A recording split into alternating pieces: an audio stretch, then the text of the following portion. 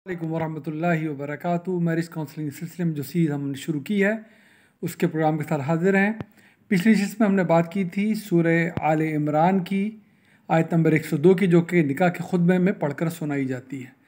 सूरह निसा की आयत नंबर 1 भी निकाह के खुतबे में पढ़ी जाती है। अल्लाह ताला फरमाते हैं, औज़ु बिल्लाहि मिनश शैतानिर रजीम, या अय्युहन्नासुत्तक़ू रब्बकुमुल्लज़ी खलक़कुम मिन नफ्सिन वाहिदा व खलक़ मिनहा ज़ौजहा व बस्स मिनहुमा रिजालन कसीरन व निसाअ वत्तक़ुल्लाहल्लज़ी तसाअलून बिही वल अरहाम इन्नल्लाह काना अलैकुम रक़ीबा।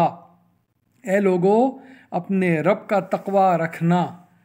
तक़वा रखना मतलब यकीन रखना कि वो तुम्हारी निगरानी कर रहा है और क़यामत आएगी जब तुम्हारे अमल के बदले तुम्हें दिए जाएंगे। लिहाजा गलतियों से बचो और हो जाए गलती तो उसकी फ़ौरन माफ़ी मांग लिया करो। ये तक़वे का मतलब है। तो अपने रब का तक़वा रखो।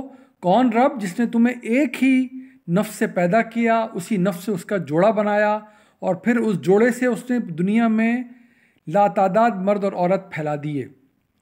फिर तलक़ीन की कि उस रब का तक़वा रखना जिसका वास्ता देते हो तुम एक दूसरे को जब कोई ज़रूरत पूरी करनी होती है, और रहम का भी ख्याल रखना, हमेशा लिहाज रखना जिसका तुम वास्ता देते हो एक दूसरे को, रहमी रिश्ते जो होते हैं।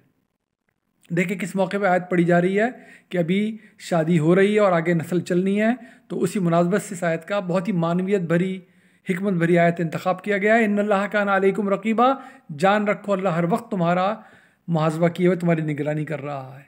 देखें ये आयत पढ़ के सुनाई जा रही है।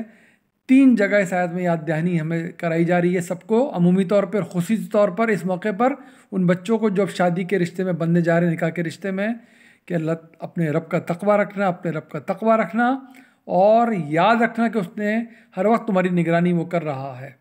तो बड़ी मायने खेज़, बड़ी पुरहिकमत आयत है।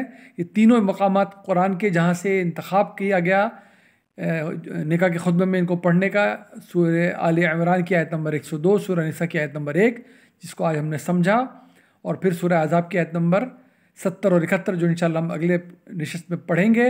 और फिर मैं आपकी खिदमत में हाजिर करूँगा जब हम तीनों जगह से पढ़ लेंगे जहाँ से कुरान पढ़ा जाता है कि खुतबे में, कि क्या इससे बात उभर कर सामने आती है जो कि बुनियाद बनती है फिर इस रिश्ते की। अस्सलामु अलैकुम वरहमतुल्लाहि वबरकातुहू।